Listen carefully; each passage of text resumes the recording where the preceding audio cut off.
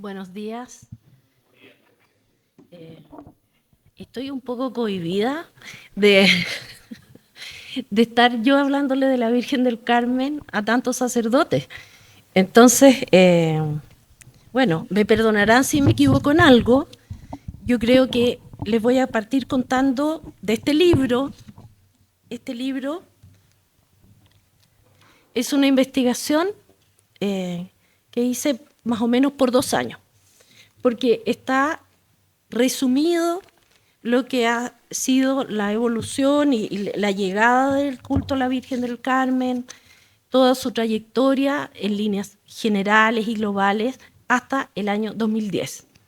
¿Ya? Y la importancia que tiene como patrona de Chile y como la principal advocación mariana. Yo no lo digo en el sentido de que sea la más importante que otra advocación, pero sí es la más extendida en Chile. Y esa es la razón por la cual uno permite, estudiando a la Virgen del Carmen, conocer mucho de la cultura y cómo se ha manifestado el culto al Carmen en distintos lugares, desde La Tirana a Chiloé, qué sé yo, la zona central de Chile. Hay bastantes diferencias en las formas de las festividades, las ritualidades que están asociadas al culto. Bueno, y este libro fue un encargo de las Fuerzas Armadas para el Bicentenario. Como es su patrona, querían un libro que diera cuenta de toda esta historia. Así que yo reconozco que cuando me lo propusieron, yo dudé, porque nunca había hecho temas religiosos. Y entonces le dije, por favor, déjenme pensar, porque no he visto temas más de historia política, más cultural, y me tomé un tiempo. Y entonces empecé a imaginarme cómo lo haría, de qué manera podría cumplir el objetivo que ellos me pedían. Y me acordé de mi abuelita, que mi abuelita fue la que me hizo decidirme, porque ella vistió toda su vida, desde que yo la conocí, de café. Claro. Y yo siempre de niña quería saber qué promesa, por qué había hecho esa manda, cuál era la manda, y siempre le preguntaba y nunca me dijo. ¿Ya? Pero vestía de café y con ella yo aprendí los primeros rezos y todo. Entonces, esa fue la razón por la que dije, ya, ¿cómo no voy a hacer esto por temor a no poder cumplir bien el objetivo, porque no era un tema? Y tengo que reconocer que pienso que es lo más importante que he hecho en mi vida, me ha dado alegrías enormes. Si alguien me pide que vaya de una charla, la doy. Yo no soy muy buena para exponer públicamente. En general, soy mucho más tímida en ese sentido. Pero siento que cuando me toca hablar de la Virgen del Carmen, algo me pasa y cambia todo, ¿no? Y lo hago más tranquila. Ahora me puse un poco nerviosa porque veo tantos sacerdotes, pero bueno, prefiero confesarlo. Les voy a dejar el libro ahí para que lo vayan viendo. Y así lo pueden mientras. Ah, qué bien. Esta es una segunda edición que se hizo a propósito de que este año va a ser el centenario de la coronación de la Virgen del Carmen en Chile. Entonces, todas las agrupaciones, cofradías, qué sé yo, las camareras pedían, porque el libro ya se había agotado. Entonces hicieron, la editorial hizo, Centro Estudios Bicentenario hizo una segunda edición para tener disponibilidad. Bueno, ¿por qué estudiamos la devoción a la Virgen del Carmen? Sin duda porque es una de las principales expresiones religiosas y culturales más transversales de la sociedad chilena. Ahora, la pregunta para partir esto es, ¿por qué, cómo llegó a ocupar ese lugar? Porque uno, si mira a través de la historia, ve numerosas advocaciones marianas y mucho fervor mariano, no solo en Chile, en América en general. Entonces, ¿cómo llega la Virgen del Carmen a convertirse en la principal advocación o la más extendida, quizás para no usar la otra concepción? ¿Qué causas llevaron a que ella llegara a ese sitial y cómo se fue arraigando en el sentir popular? Porque aquí en la Virgen del Carmen se producen dos procesos fundamentales. Uno es devoción popular, espontánea, desde una persona muy sencilla, sin formación, es amor a la Virgen en la advocación del Carmen, y también está presente desde la independencia en la ritualidad del Estado. O sea, hasta la separación de la Iglesia y del Estado, estaba presente en todas las ceremonias importantes del país. O sea, estaba el escudo presidencial, la imagen de la Virgen del Carmen, y eso fue un periodo muy largo. Y eso va a llevar, por supuesto, a que esté tan extendida. Ahora, vamos a partir desde el siglo XVI, ¿ya? Porque ahí es donde se produce, ¿cierto?, el inicio de la llegada de la religión católica a América a través de los conquistadores, y se produce un sincretismo religioso que involucraba no solo la religión católica, sino también las diferentes culturas indígenas y creencias. ¿Dónde está asentado? ¿Dónde está el nexo? El nexo está en que los indígenas veneraban siempre a la Madre Tierra, a la Pachamama, sobre todo en la zona andina. Chile, Perú, Bolivia, Colombia, toda esa región tenía una fuerte devoción por la Madre Tierra. Y la madre siempre es la madre. Entonces, una virgen protectora, una virgen que es la madre de Jesús, tuvo buena sintonía con los indígenas americanos. Fue un elemento de unión, uno de los principales elementos de unión, y va a estar presente en las diferentes advocaciones. Y si uno hace como un mapa hoy día de América, va a ver que, por ejemplo, en México está la Virgen de Guadalupe, en otros lugares está la Virgen del Rosario como principal, la de Coromoto, la Chiquinquirá, la Merced, el Carmen en varios países americanos. La Virgen estuvo extendida y fue uno de los, podría decir, uno de los instrumentos de difusión de la religión, de los instrumentos importantes para esto. Ahora, ¿cuándo llega a Chile la primera imagen mariana? Llega con Pedro de Valdivia. Y Pedro de Valdivia trae una pequeñita Virgen del Socorro en sus alforjas. Ella está en la iglesia de San Francisco, la tienen los padres franciscanos en el altar mayor, y ha permanecido en el poder de ellos por siglos. Y eso da cuenta de ese fervor mariano que existió desde el comienzo. O sea, cuando llega una imagen, se inicia algo con la imagen. En el caso del Carmen se da una situación curiosa, pero esta imagen que está en San Francisco, ¿cierto?, ha tenido durante el siglo XVI más compañías. Llegaron imágenes de la Virgen de las Nieves, que aparece, yo les iba a mostrar, ahí tengo una que encontré ayer, una para, a ver, no puedo, ahí está. Ese es un grabado de Alonso Valle, donde está la Virgen de las Nieves defendiendo, ¿cierto?, a los españoles del ataque de los indígenas. Y así como ella, hay otras advocaciones, la del Rosario, la Merced, muchas que fueron muy importantes y extendidas durante el periodo colonial en Chile y que fueron perdiendo adeptos. Por ejemplo, si uno mira, ¿por qué la usó ahí la Virgen de las Nieves Alonso Valle? Porque había muchas pequeñas capillas, ermitas de la Virgen de las Nieves, y los cronistas del siglo XVI hablaban siempre de milagros de la Virgen de las Nieves, ¿ya? Y después uno dice, ¿qué pasó? A mí me tocó, por casualidad, dirigir un trabajo sobre una iglesia de Las Condes. Llegó un amigo y me dice, mira, yo soy profesor de historia, pero nunca he hecho un libro. Y en mi parroquia, que se llamaba Virgen de las Nieves, me piden que haga este libro. Y ahí empezamos a revisar hacia atrás y había una más, no sé si era Paredones, por ahí en la zona central, otra iglesia, la Virgen de las Nieves, y fue tan importante en su minuto. Y otras imágenes, esta es como una competencia entre las distintas advocaciones marianas, fueron tomando un lugar más preponderante. Entonces, ese caso del siglo XVI van a llegar imágenes marianas con todas las órdenes fundantes, ya, dominico, franciscano, etc. ¿Y qué vamos a encontrar en el siglo XVI de la Virgen del Carmen en Chile?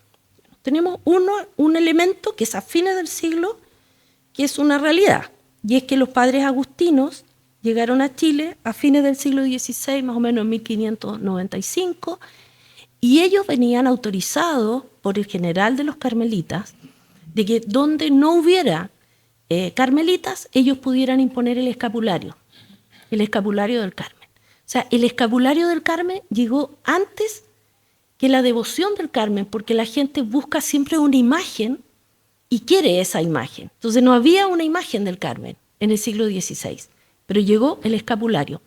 Y el escapulario va a ser un elemento realmente clave en la difusión del culto a la Virgen del Carmen. Y uno dice, ¿por qué? Y me lo pregunté muchas veces, ¿por qué es tan importante? Bueno, si uno piensa, Chile es un país que tiene terremotos, inundaciones, tsunamis, tuvo guerra de Arauco, tuvo muchas calamidades. Y el escapulario reconforta, ¿cierto? Defiende de las y fue repartido también en el ejército de la frontera. O sea, había una gran devoción y la gente siente una protección con el escapulario. Entonces el escapulario que los padres agustinos, donde fundaron iglesias, en el norte chico, en zonas mineras, en la zona central, ellos imponían el escapulario a la gente.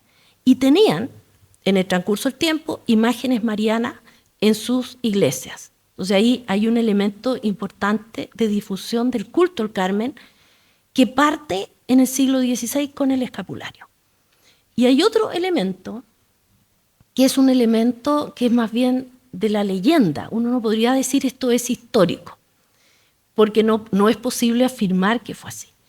Y esto es en el otro extremo del país, en un territorio que no era parte de Chile, ni del Reino de Chile, ni la Capitanía en ningún momento, en el siglo XVI, que es la Virgen del Carmen de la Tirana.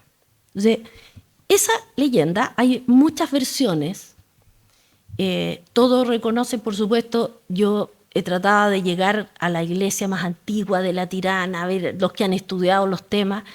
Lo más antiguo que hay acreditado históricamente es de fines del siglo XVIII, ¿ya? Y cuando los chilenos conquistaron toda esa zona de Iquique y hacia el interior, chilenizaron a la Virgen del Carmen que estaba ahí, ¿ya? Porque era un elemento que para ellos era demasiado cercano. Vamos a llegar cronológicamente después a eso. Entonces, ¿cuál es la leyenda? Es una leyenda bonita. Es más o menos en la época del viaje de Diego Almagro, que es como 1538, 1540, a Chile. Una hija de un gran sacerdote inca se viene a vivir en la zona de lo que llama en Chile la Pampa del Tamarugal, ¿ya? Una ñusta, la ñusta Huillac. Y ella atacaba a los españoles, a los conquistadores, junto a un grupo de indígenas. Un día llega un portugués, todo esto cuenta la leyenda, un portugués que era Vasco de Almeida, que era un minero, andaba buscando minas de oro en una zona que por supuesto que había minerales, y lo toman preso y ordenan ejecutarlo. Pero ella va dilatando la ejecución y se enamora del portugués. Y entonces, para evitar cumplir la sentencia, que era matarlo finalmente, deciden huir juntos. El portugués era católico y entonces le habla de la vida eterna y que si los pillan van a vivir siempre juntos porque van a morir, pero van a estar juntos. Y entonces se huyen, se arrancan, pero los capturan y los matan. Pero antes de que los maten, él la convierte al catolicismo y hay un bautizo. Bueno, todo esto dice, hay distintas versiones, ya es bonita la leyenda. ¿Ya? Entonces mueren y donde ellos mueren, la gente empieza a venerar una ermita. Queda ahí y llega un padre mercedario. Sí, es curiosa la leyenda porque también es un poco incongruente. Uno dice, ya, hasta ahí vamos bien, pero ¿por qué es del Carmen? Llega un sacerdote mercedario y encuentra este lugar y se da cuenta que era un lugar de veneración. Y la leyenda dice que ahí se construye la primera iglesia de la Tirana, que ese sería el lugar donde está la iglesia de la Tirana. Entonces, esto hay historiadores, que hay uno que se llama Rafael Cuneo, que es un peruano, es Rómulo Cuneo Vidal, que publica en un libro por primera vez, en una referencia escrita a comienzos del siglo XX, esta leyenda. ¿Ya? Entonces, él dice recogerla del testimonio popular y de los relatos orales, pero probablemente también él va a tener mucha influencia en armar esta leyenda. Y tiene cosas inconexas, como porque si es un mercedario pudo haber sido una Virgen de la Merced. No hay mención de que el portugués le haya puesto un escapulario. O sea, yo trataba de mirar en distintas leyendas, todas tienen más o menos algunas variables, pero es Virgen del Carmen. Y esa Virgen del Carmen, ¿cierto?, empieza a ser venerada en esta ermita y termina dando origen, según esta leyenda, ¿cierto?, a la iglesia de la Tirana. Y la primera iglesia que está en ese lugar, acreditada por un antropólogo muy famoso, Lautaro Núñez, dice que son los vestigios de fines del siglo XVIII y que era un lugar de trayecto porque en esa zona había pozos de agua y había minería. Entonces, donde iban los mineros llegaban y iban a venerar a la Virgen del Carmen, a la pequeña iglesia que había ahí, y esa iglesia ha subsistido hasta el día de hoy. No es la misma porque ha sido reconstruida, después de un terremoto, se cayó, hicieron otra, pero ese mismo lugar que reúne en pleno desierto, es un poblado muy, muy sencillo, muy pobre, y reúne más de 200.000 personas. Entonces, una vez alguien me dijo, oye, pero la Virgen de los Vázquez llega a 500.000, claro, está al lado de Santiago, hay más comunicaciones, más fácil, pero en Iquique, ir hasta la Tirana, he tenido la oportunidad de conocer gente que pertenece a las cofradías que funcionan de baile, a los danzantes, al que custodia la imagen de la Tirana, y es gente que dedica su vida a la Virgen. Para mí ha sido muy impresionante conocer la devoción que tienen en el norte de Chile, o sea, no tiene relación con el resto del país. Y ellos, por ejemplo, un grupo de esas personas, una que es peluquera, pone una Virgen enorme en la entrada de su peluquería en la época de las festividades, viven para las festividades, o sea, tienen radio, televisión, hacen himnos. Es una actividad que realmente cualquier parroquia de otra parte del país querría tener esa feligresía tan devota, tan viva en la Tirana. Bueno, esto, según la leyenda, habría partido en el siglo XVI, en el norte de Chile. Ya, creo que tenía una foto. ¿Dónde quedó el...? Ahí. Esa es la iglesia de la Tirana actual, es una foto actual. No encontré una foto, he visto fotos antiguas que son de la segunda mitad del siglo XIX. Esas son algunas pero son posteriores ya a la reconstrucción de un terremoto que hubo en 1868 y que la derrumbó. Y es de madera y está esa uno ve para la época de la Guerra del Pacífico, cuando los chilenos llegan ahí y se encuentran a la Virgen del Carmen. Y ahora vamos a entender después qué alegría deben haber sentido esos soldados que venían con escapulario y que habían salido, no sé, de la zona central, donde había una gran devoción a la Virgen del Carmen. Le ponen banderas, las marchas militares, o sea, se convierte en un elemento de chilenización. Bueno, volvamos a la historia, vamos de nuevo hacia atrás. ¿Cuándo comienza el culto a la Virgen del Carmen? ¿En qué época? Bueno, esto tiene su origen en el siglo XIII, en el Monte Carmelo. Pero incluso es anterior, porque se remonta también a una leyenda, y es que siglos antes había habido una gran sequía en esa zona. Esta es la zona de Haifa, en Israel, que es una cadena montañosa muy grande y hay poblados chicos. Y ahí, en esa sequía, el profeta Elías le habría pedido, ¿cierto?, a Dios que terminara con la sequía. Y se levantaron unas nubes blancas.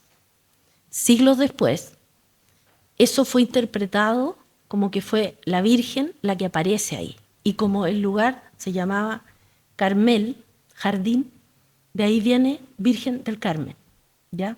Está asociada a ese lugar y por eso pasa a ser la Virgen del Carmen. Bueno, y ahí, en el siglo XIII, siglo II y XIII, en plena época de cruzada, ¿cierto?, se produce como un resurgimiento en la Vega de la vida eremítica.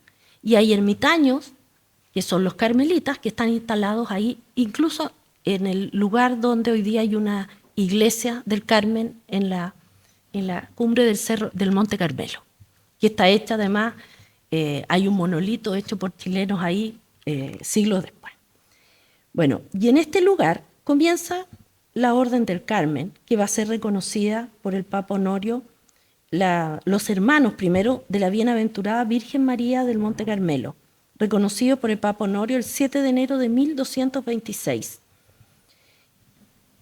En el siglo XIII, pocos años después, llegan los musulmanes, conquistan estas tierras y los carmelitas tienen que huir de ahí y vuelven a Europa.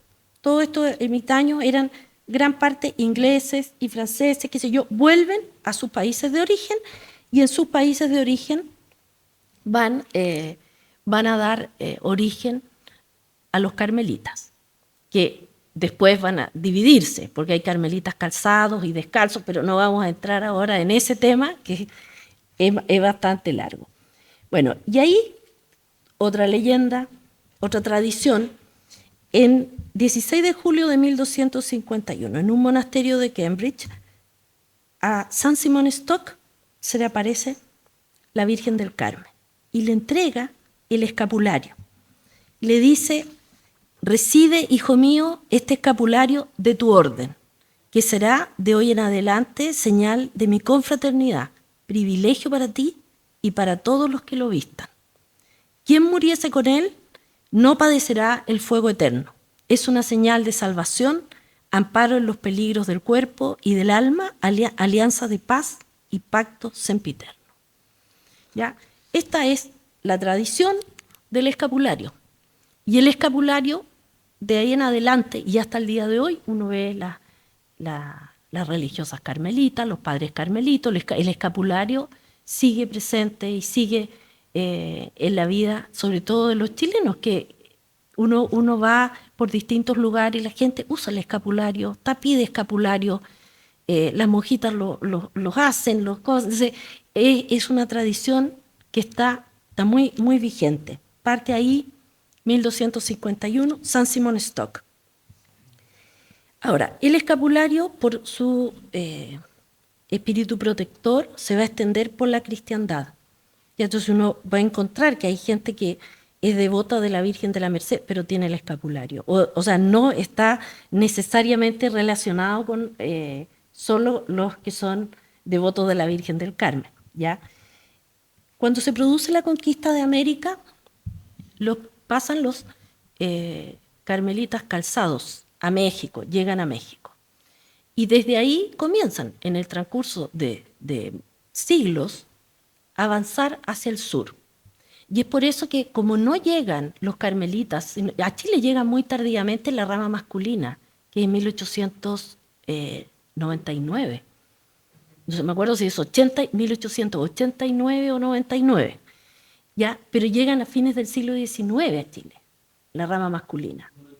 99. Entonces ellos, por eso le permiten a los agustinos, que llegan primero, que impongan el escapulario. Por eso el escapulario llega primero que la orden de los carmelitas. Bueno, y empiezan a avanzar desde México a Perú, etcétera. Hay una serie, ¿cierto?, de peripecias que viven en las instalaciones en los distintos países, pero van a llegar primero las religiosas, ¿ya? Son las religiosas carmelitas las que llegan primero a Chile. Pero antes que eso me estaba saltando algo.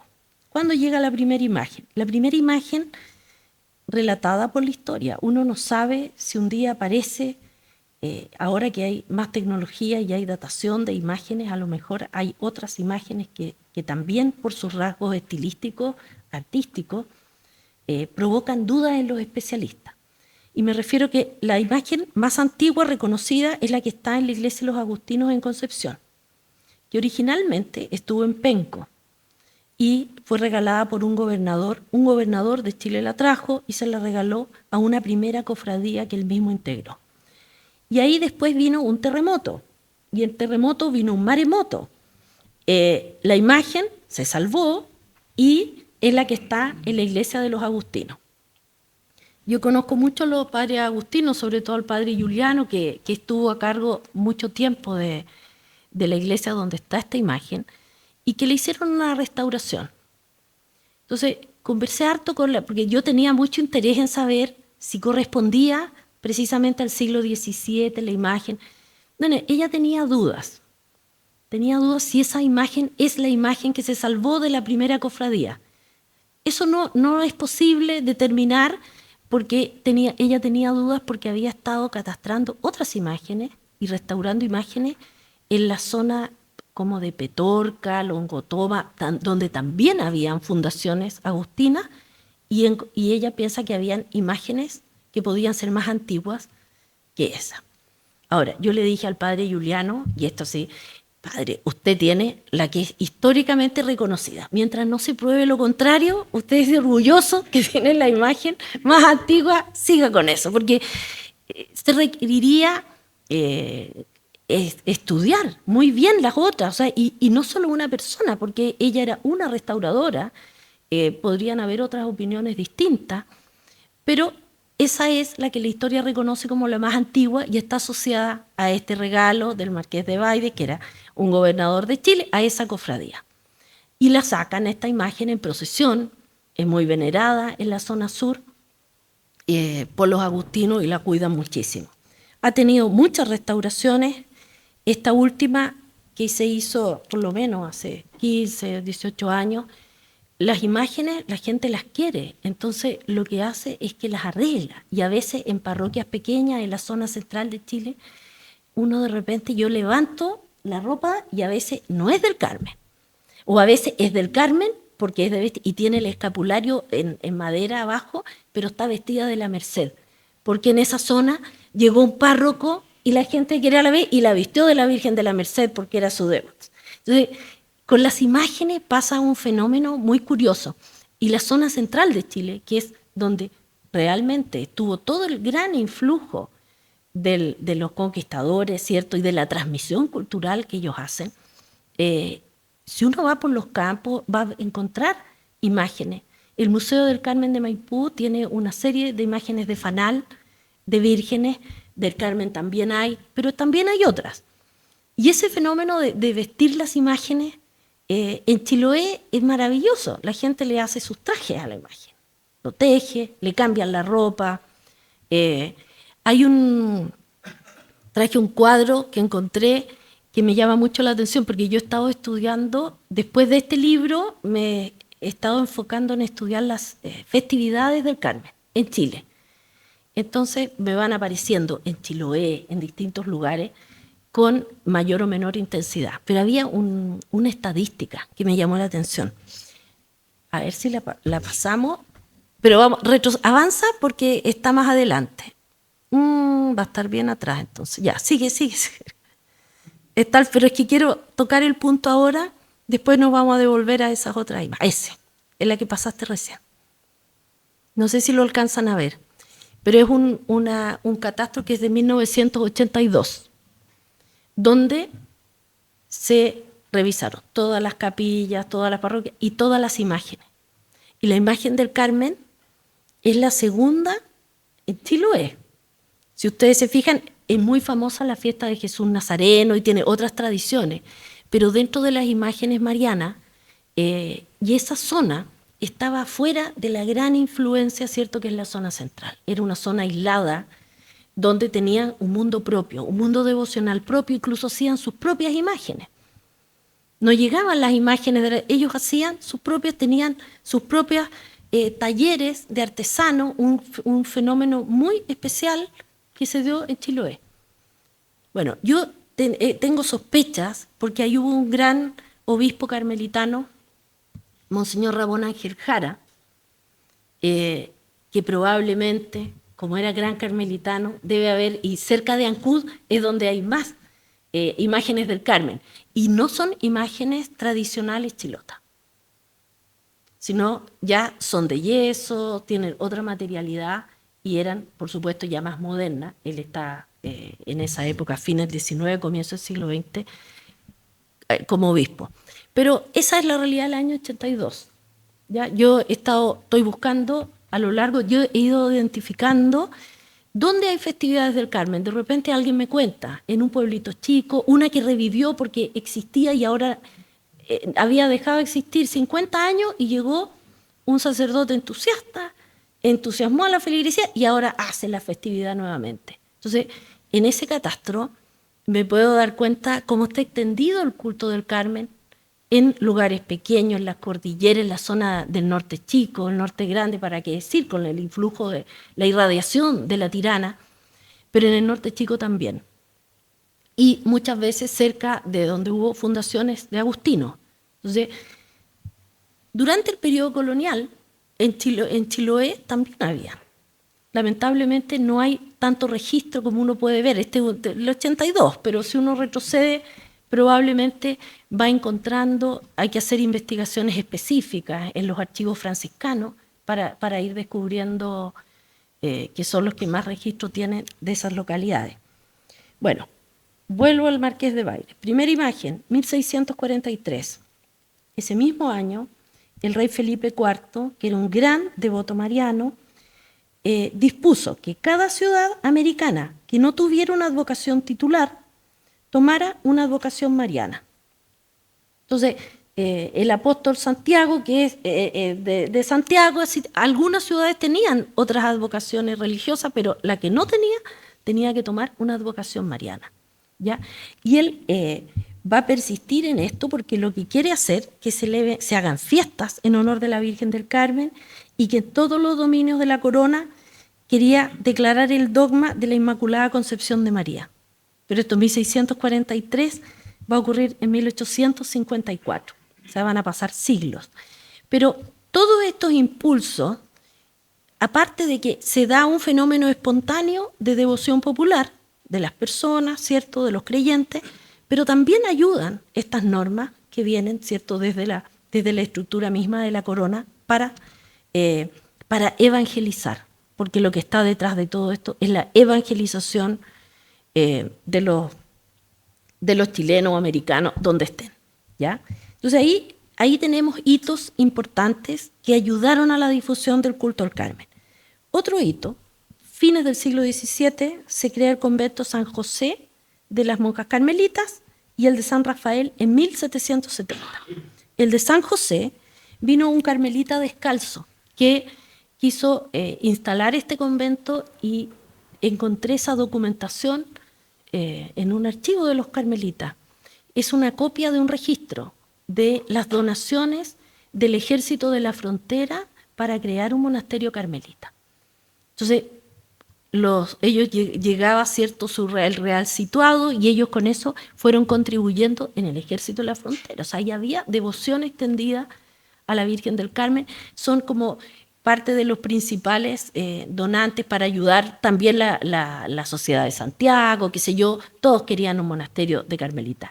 El de San José primero y después se hace el de San Rafael al otro lado de la ciudad, porque esa era la chimba del Mapocho, al otro lado era como el sector pobre. Y en ese lugar, a fines del periodo colonial, hay son historias como leyendas, pero bonitas, ¿eh? Mire, me llamó mucho la atención. Esta es de la estampa volada. Se vendían estampitas, entonces así como uno va a calles importantes y hay gente vendiendo cosas, bueno, había estampitas de la Virgen del Carmen. Y un día, cuenta la leyenda, una de estas estampitas hubo una ventolera, voló, la gente la perseguía, cruzó el río Mapocho y fue al otro lado. Y ese lugar se hizo, por supuesto, una pequeña ermita. Hoy día es el origen de la iglesia de la Estampa Volada, que está en la calle Independencia. ¿Ya? Esa es la historia que se relata. Y efectivamente hubo una ermita. Si voló la estampa desde el otro lado de la ciudad, eso uno no lo va a saber. Pero que hubo una ermita ahí, hubo, porque O'Higgins entra y se detiene en ese lugar cuando viene de Chacabuco. Eso lo vamos a ver en la independencia. Pero esas son historias que de base popular, de relatos populares, orales, que se transmitían de una persona a otra. Yo la recogí en el libro y un día me encontré con una tía de mi marido, la Pilar Ferrada, que usted conoce, y estaba con una amiga. Y me dijo, ¡uy, qué bueno que te encuentro! Porque mi amiga te quiere contar algo. Y entonces me dice que su mamá, que era muy devota a la Virgen del Carmen, en sus últimos días, todas las noches le pedía que le leyera La estampa volada. Entonces ella estaba acostada y le leía La estampa volada, y entonces me quería dar las gracias porque lo había puesto en el libro. Este libro es tan diferente a un libro de historia que uno hace de, no sé, la historia cultural, la historia... Es tan vivo y siempre me está pasando que a veces hay gente que me hace regalos, me siento hasta incómoda porque hice el libro de la Virgen, me dice. Entonces, esa historia de La estampa volada yo la encontré preciosa, como una metáfora, al otro lado, y ahí está, bueno, y también San Rafael va a estar al otro lado, en la chimba, y va a tener una gran influencia carmelitana. Entonces, la época colonial va a tener estos hitos importantes de difusión del Carmen. Si uno estudiara otras advocaciones, también los tiene. ¿Ya? Pero en los campos, en las pequeñas parroquias, esos fanales que están en los museos, muchas veces vienen de casas de hacienda, de personas que podían tener un fanal con la imagen de la Virgen, pero también hay imágenes más modestas, pequeñitas, qué sé yo, que estaban y que provocaban devoción mariana. ¿Ya? Entonces, es muy bonito. Estaba extendido en la zona central, principalmente porque el siglo XVII y XVIII Chile es rural, ¿ya? Y se da ahí con mucha fuerza. Y también en el norte minero. También estaba muy difundida, norte chico, porque durante la colonia no está incorporado aún el norte grande al territorio chileno.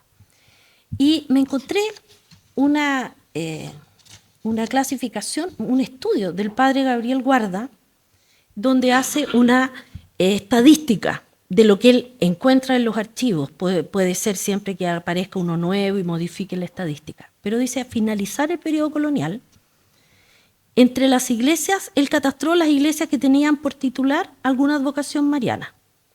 Y entonces este es el ranking, en orden. La primera, la Virgen del Rosario. Segunda, la Virgen de la Merced. Tercera, la Inmaculada Concepción.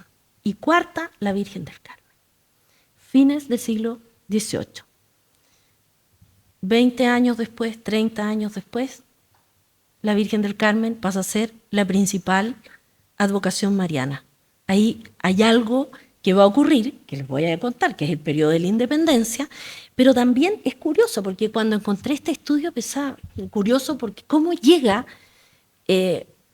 a subir ya la Virgen de las Nieves y todas las otras, habían disminuido su importancia, y por supuesto que ese estudio puede, como digo, adolecer de que hay archivos que no se contabilizaron, hay iglesias que no están, pero el padre Guarda es una autoridad en estos temas y tiene este catastro. Así que fines del siglo XVIII, cuarta, la Virgen del Carmen, en advocación. Y ahí llegamos al periodo de la independencia de Chile, un periodo muy, muy interesante porque vamos a ver cómo se va a transformar el panorama de las advocaciones marianas. Era común en esos años, cuando empiezan las luchas de la independencia, elegir patronas que protegieran a los distintos bandos. Y entonces los realistas van a tener a la Virgen del Rosario como su gran protectora. Segundo lugar, entre la Merced y el Rosario. Esa era la protectora. Si uno, por curiosidad, empecé a mirar qué pasaba en otros países, y fue lo mismo. Cada vez que se iban a enfrentar bandos, un bando tenía una advocación mariana o un santo como protector en la guerra. Y en este caso, los realistas tienen la Virgen del Rosario. Empieza el proceso de independencia, me voy a pasar rápido para ir a... ¿Qué me queda? Perfecto. Estamos muy bien entonces. Ya. Entonces, en ese momento comienza, no voy a repetir, la patria vieja, qué sé yo, perdemos, ¿cierto?, las luchas y el éxodo de los patriotas hacia Mendoza. Y aquí empieza a jugarse, ¿cierto?, otra historia en el tema de cómo la Virgen del Carmen va a subir a ese primer lugar. Bueno, van los patriotas, O'Higgins emigran a Mendoza después del desastre de Rancagua. Va a pasar un año, que no se sabe muy bien qué pasó con O'Higgins, que está en Buenos Aires. Hay noticias que está casi un año y tanto, más de un año, en Buenos Aires. Yo una vez estuve tratando de pesquisar qué pasa, pero es como un silencio. No se sabe, no hay relatos que digan que San Martín lo acogió, que tal persona. No está eso. Pero hacia el año 1816 comienza a armarse el Ejército Libertador de los Andes. Y la unión entre San Martín y O'Higgins ya estaba, ya se había producido, como unos aliados, ¿cierto? Y entonces O'Higgins llega a Mendoza. Llega a Mendoza y empieza a emigrar, y habían emigrado muchos patriotas, y se forma, ¿cierto?, el grupo chileno, que es el que está promoviendo la creación del Ejército de los Andes, y también le interesaba a los argentinos, porque su propia independencia, si no sacaba a los realistas de Chile, estaba siempre en riesgo. Entonces era parte de afianzar su propia independencia, y los chilenos recuperar o obtener una independencia. Entonces se empieza a armar un ejército ahí. Los líderes de esa tropa, hay notables personajes del Obispado de Concepción, ¿ya? Manuel Bulnes, Freire, varios de la Cruz, varios personajes que van a jugar un rol importante no solo en la independencia, sino en los años siguientes, y pertenecían a la Cofradía del Carmen de Concepción, a la histórica Cofradía del Carmen. Y se produce el momento en que ya se ha preparado el ejército, se avecina el cruce de los Andes, y entonces San Martín, que era devoto de la Virgen de la Merced, recibe una carta, y la carta de un superior, creo que era Pueyrredón, le dice: elija una advocación, una imagen protectora del ejército de los Andes. Entonces él piensa la Virgen de la Merced, y le sugieren, en la carta le sugieren. Yo viajé a Mendoza para ver bibliografía argentina sobre el tema, y ahí le sugieren directamente la Virgen de la Merced. Pero él se da cuenta que la mayor parte de la oficialidad eran chilenos y eran devotos del Carmen. Y en el atardecer rezaban el rosario, tenían escapulario, y entonces, como buen político, dice que lo decida la oficialidad. Entonces dice, le propone que ellos voten y ellos decidan quién es la protectora del ejército de los Andes. Había también otra coincidencia. Esa zona había pertenecido a Chile hasta 1776, cuyo esa imagen que está en la iglesia de los franciscanos, que fue la tutelar del ejército de los Andes, había venido de Chile también. O sea, y también esa imagen tiene una historia, que había venido de Chile, llegó allá. Bueno, yo seguí un poco la pista, después ya seguí avanzando en la historia, porque esto estaba mientras hacía el libro. Y hace votar a los oficiales obvio, determinaron que la patrona era la Virgen del Carmen. Y San Martín lo aceptó. Y dijo, ¿y dónde hay una imagen del Carmen? Aquí, en la iglesia de los franciscanos hay una imagen del Carmen, y ella la sacan, hacen una gran ceremonia en las plazas, frente a la iglesia de los franciscanos, la trasladan en procesión, y se hace una ceremonia para rogarle a la Virgen que los proteja en el cruce de los Andes. Todo eso va a tener consecuencias históricas, porque va a transformar desde ese momento a la Virgen del Carmen en la protectora del ejército de los Andes, y la que va a estar a la cabeza de todas las instancias políticas y bélicas de la independencia de Chile. Entonces cruzan, llegan a Chacabuco. El ejército parte dividido desde Mendoza. Hay una planicie gigantesca, seca como un desierto, y en un punto se dividen en tres. Unos por la cuesta de Chacayuta, otros por Uspallata, o sea, por distintos lugares. Los que van por Chacabuco, que es la línea de O'Higgins, llega O'Higgins hasta ya aproximarse al Valle Chacabuco y decide nombrar protectora del Ejército de Chile a la Virgen del Carmen. Ejército de Chile, que en ese momento era el Ejército de los Andes, pero era una línea con chilenos. Dice, la nombra protectora, hace como un primer acto. Y después viene la batalla de Chacabuco, que la ganan, etc. Y desde ahí, cada vez que va llegando a un lugar, hay una ceremonia, la Virgen del Carmen presente. Cuando entra a Santiago las tropas triunfadoras por la calle Independencia, que se pasa a llamar Independencia, paran en la ermita de la Estampa Volada y también hacen una ceremonia, así, acto patriótico, en agradecimiento a la Virgen del Carmen. Entonces, se va instalando la Virgen del Carmen como protectora del ejército, o sea, ahí va a estar presente cuando establecen la primera bandera, cuando hay rogativas para, porque después de Chacabuco pasa un año, viene la batalla de Maipú, que es la definitiva, ¿cierto?, que le da el triunfo realmente. Si los realistas estaban, si uno piensa, están en Santiago los patriotas y en Maipú estaban los realistas, estaban al lado. Entonces, un año después, en abril del año siguiente, del 18, se produce la batalla de Maipú.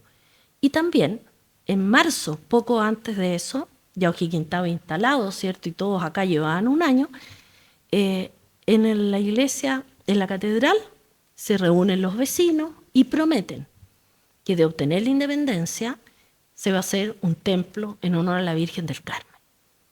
Pasan muchas décadas, ese es el templo votivo de Maipú, finalmente, ¿ya?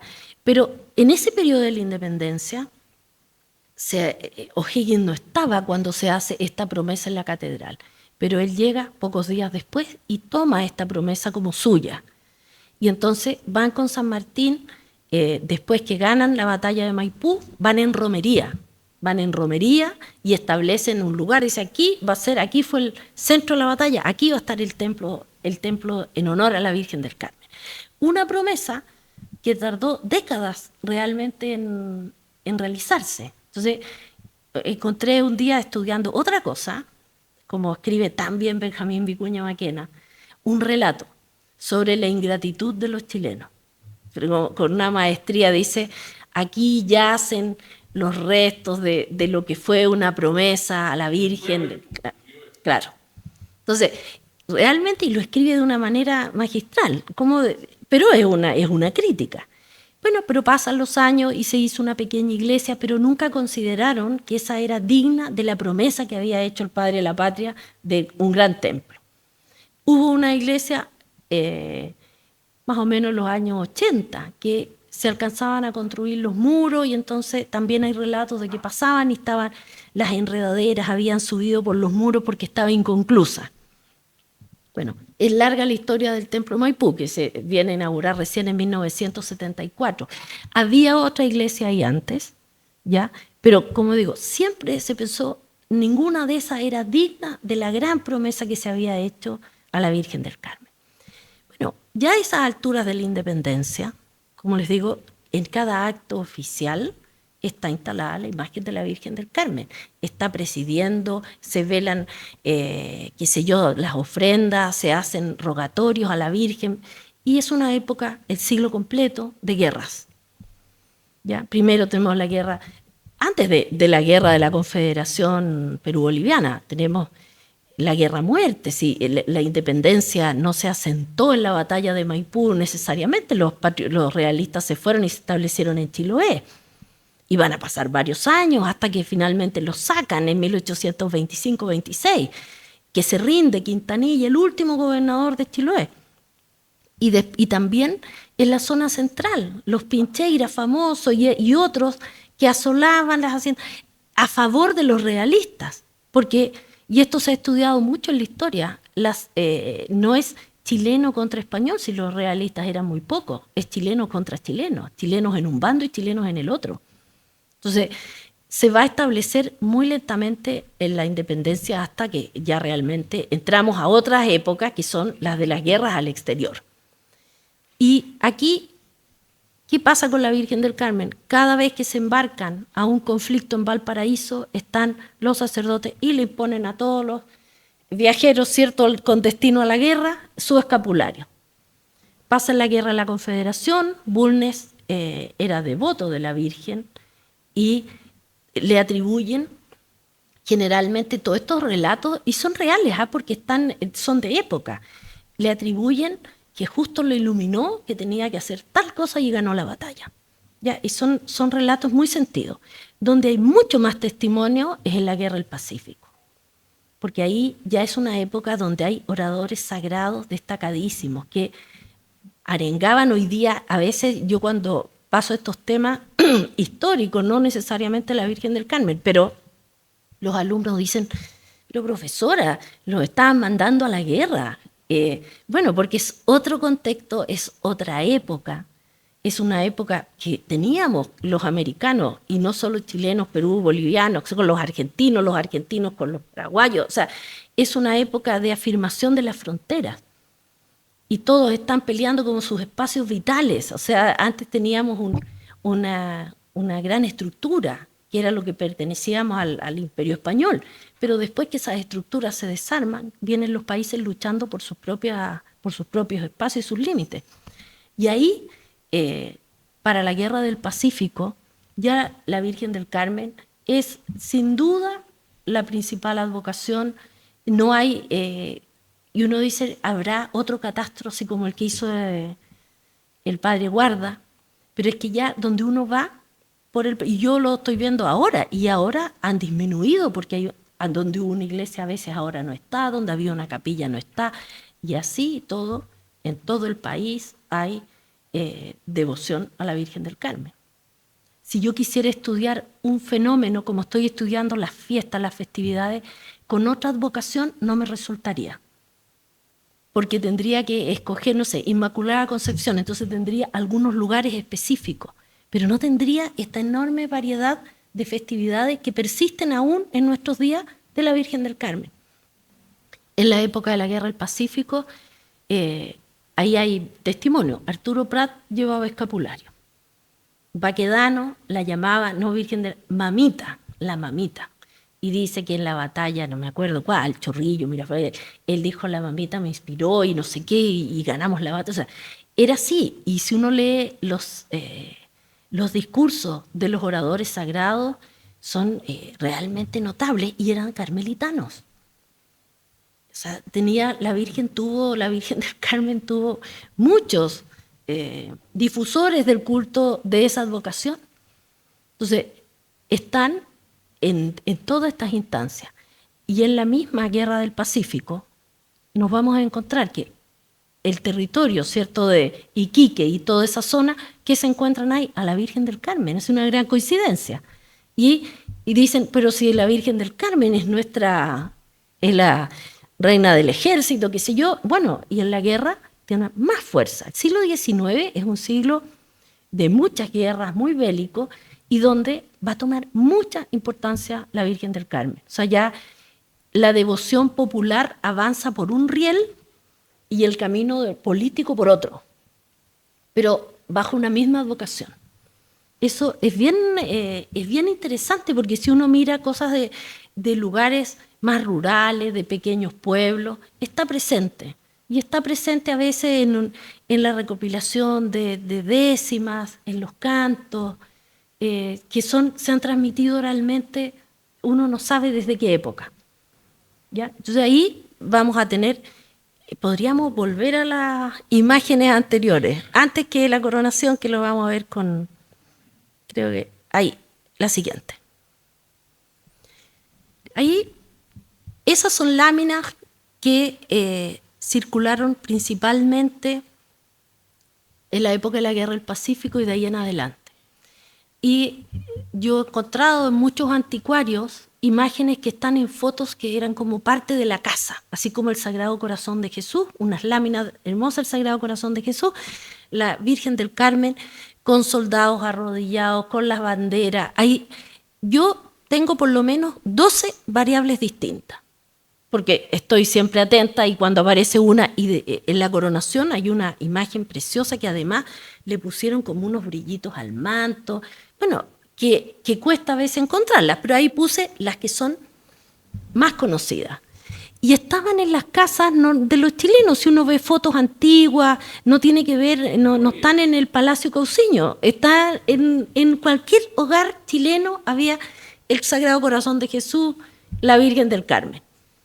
Entonces, esas medallas que se ven ahí son medallas de veteranos de la Guerra del Pacífico, que las custodia la Cofradía Nacional del Carmen, y esos veteranos le regalaron a la Virgen, ya una vez terminada la guerra, sus medallas. Y están en un cofre. A mí me permitieron ver el cofre, un cofre así, con esto enrollado, y ahí están las medallas.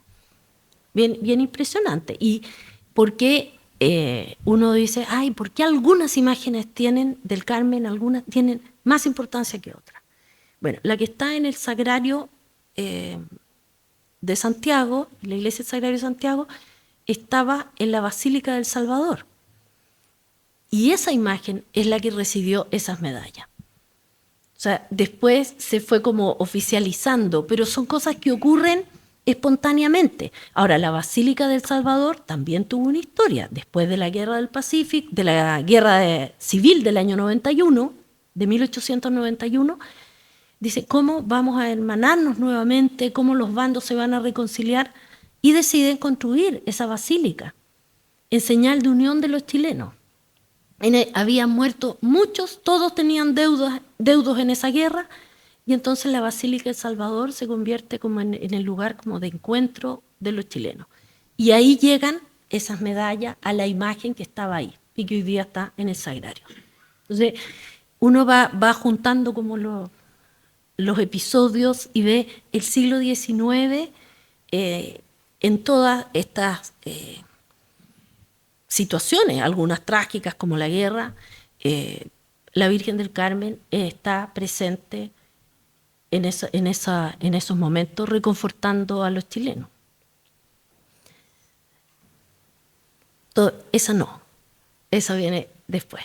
Vamos a cerrar este tema del siglo XIX, porque la Guerra del Pacífico tuvo grandes connotaciones también en la utilización a veces de la misma imagen mariana, porque hay elementos, el Estado se ve de un momento al otro teniendo que hacerse cargo administrativamente de un lugar que antes había pertenecido o a Bolivia o a Perú. Pero junto con avanzar administrativamente, que avanza la hacienda pública, los jueces, todo el Estado empieza a avanzar y a organizar esos territorios, se ve la Iglesia también en el tema de decir, bueno, pero nosotros también tenemos que organizar, porque aquí también habían capillas y dependían de una autoridad que estaba en Iquique, pero que ahora no está.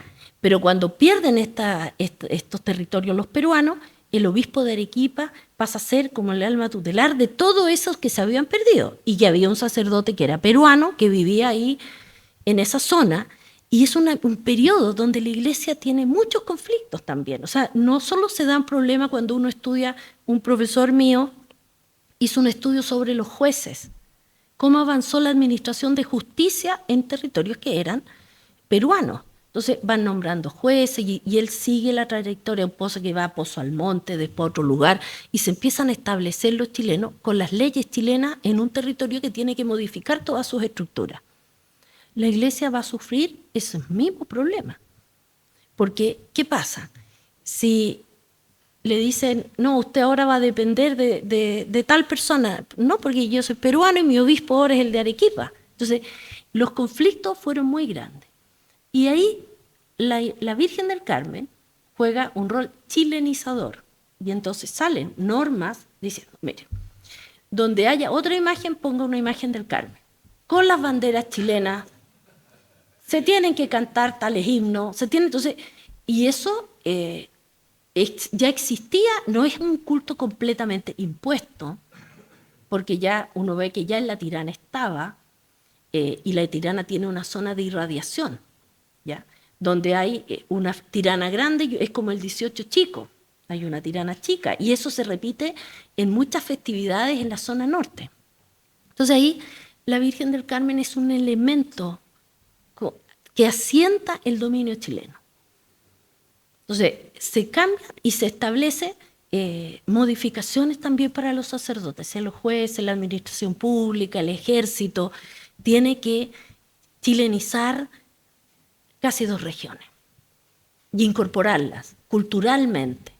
Entonces, la incorporación se va a producir desde Arica hacia el sur y de Tacna hacia el norte. No va a haber intento de avanzar porque es imposible. Si ya están, además, aquí estaba el salitre y todavía no sabían el cobre de Chuquicamata. Entonces, ahí realmente está enfocado el Estado chileno en dominar estos territorios a través también del culto del Carmen. Así que es ir siguiendo como esta trayectoria, y hablábamos, monseñor, de Rafael Edwards, vicario castrense, donde él no tenía era donde él estuviera iba a ser vicario, eso es, jurisdicción personal.